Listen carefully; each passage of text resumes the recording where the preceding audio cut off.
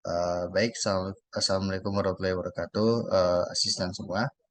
Kami dari kelompok 2 KBI Praktikum Bioinformatika yang beranggotakan saya sendiri Zaki Maulana, Nesa Fadela Rufena, Leila Azhara, Aprizadi Riwanto, dan Afelia Firoska akan mempraktekkan penggunaan website MBCI dalam analisis gen.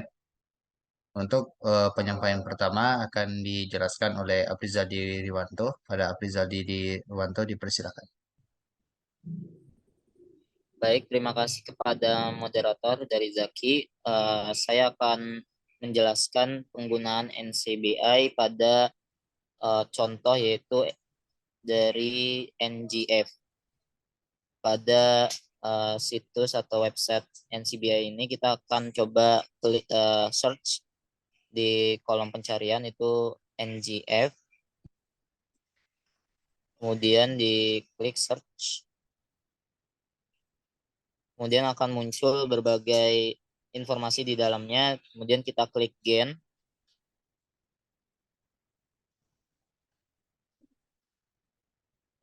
Nah, di sini kita bisa melihat bahwa banyak sekali data yang dimunculkan pada situs NCBI ini dengan total database itu sebanyak 2.289. Kemudian kita ambil salah satu contohnya itu pada kolom pertama itu NGF. Kita klik. Nah, di sini kita bisa melihat informasi-informasi seperti itu ada lokasi dari gen NGF itu sendiri, yaitu terletak pada kromosom 1 lengan panjang pada titik kromosom ke-13 di lengan kanan kromosom itu sendiri. Kemudian untuk jumlah eksonnya itu ada 4. Baik, mungkin sekian, dikembalikan kepada moderator.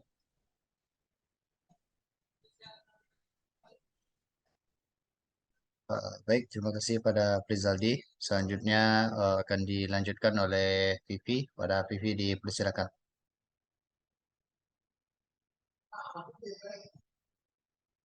Oke, terima kasih Zaki. Selanjutnya kita akan melihat fungsi dari gen NGF.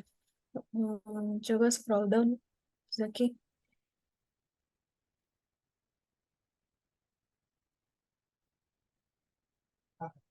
Terus,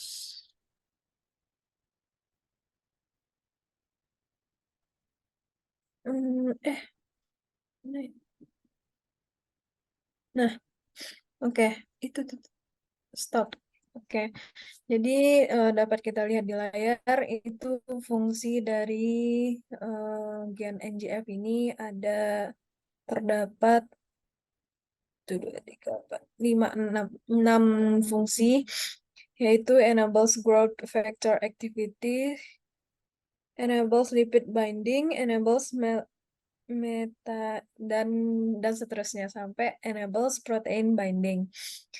Oke, selanjutnya jumlah artikel mengenai gen NGF yang terdapat di PubMed itu berjumlah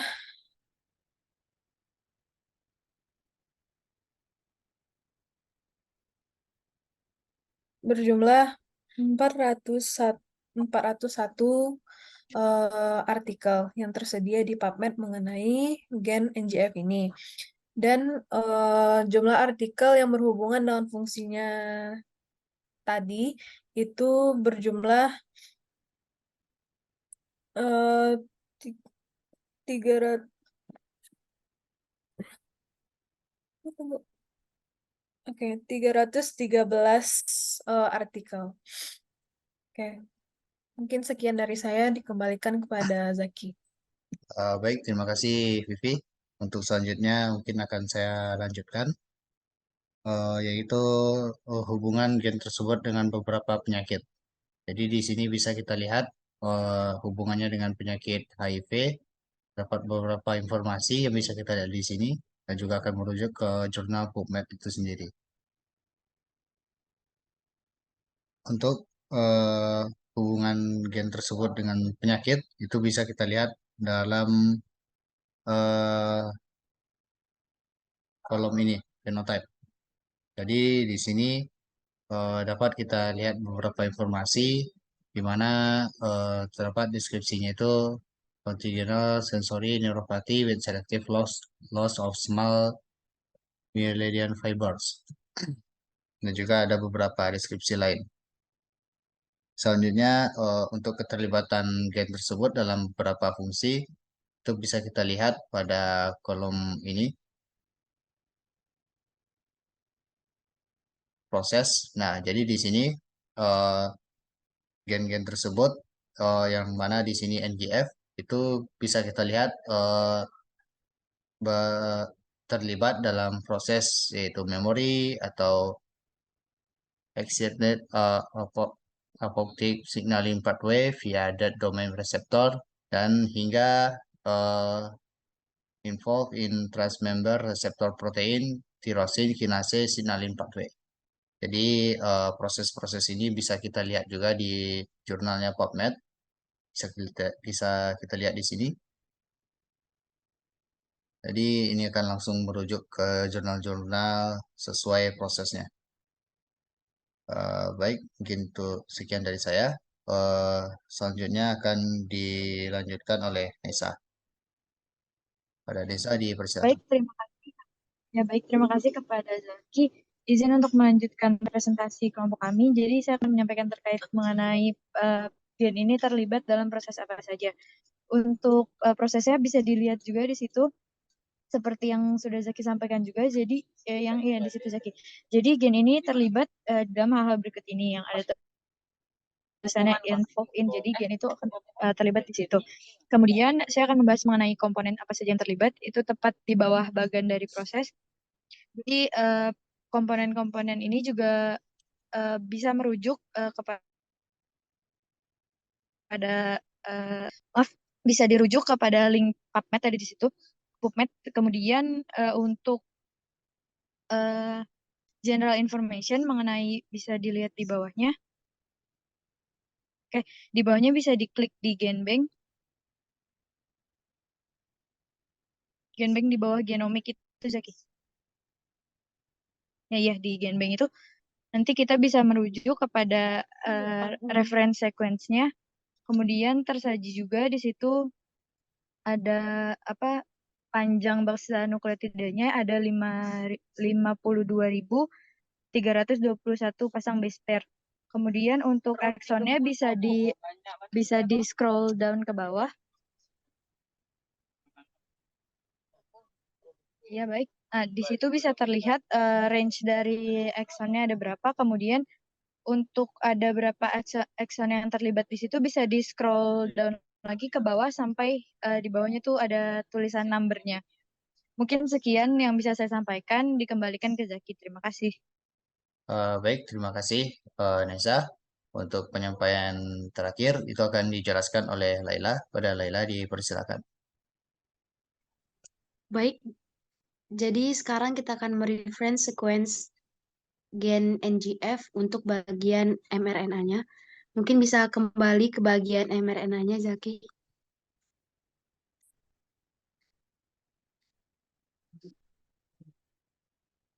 Oke, bisa diklik. Itu ada bagian mRNA and protein. Itu bisa diklik yang bagian number-nya. Jadi ini merupakan Homo sapiens nerve growth factor NGF di bagian mRNA. Dan kita bisa lihat itu di bagian locus terdapat 1061 base pair atau panjang dari NGF-nya ini sendiri. Dan untuk fungsi dari mRNA ini sendiri bisa kita lihat di bagian summary-nya di bagian bawah. Mungkin bisa di scroll down ke bawah, Jaki, di bagian resume atau summary-nya.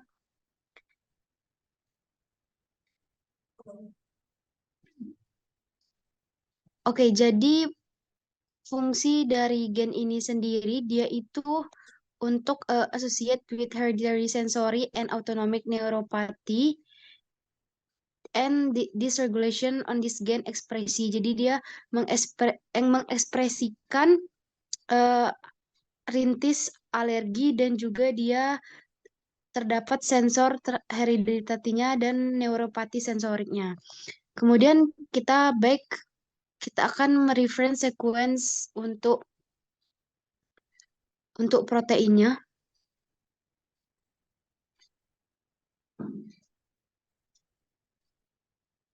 Mungkin bisa dikembalikan, Zaki. Lalu kita klik seperti biasa, ngeklik number proteinnya, dan bisa kita dilihat panjang dari amino acidnya ada 241. Untuk melihat sumarinya juga seperti tadi, itu di bagian sumari di bagian bawah, itu ada fungsi dari protein NGF itu sendiri.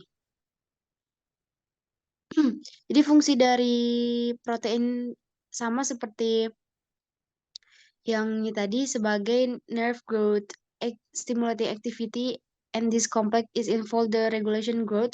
Jadi berperan dalam hormon pertumbuhan dan diferensiasi dari sympathetic and sensory neuron. Mungkin kembali ke moderator. Baik, terima kasih Laila. Mungkin sekian dari kami untuk penggunaan website MBCI ini sendiri. Terlebih terkurang kami mohon maaf. Saya akhiri. Wassalamualaikum warahmatullahi wabarakatuh.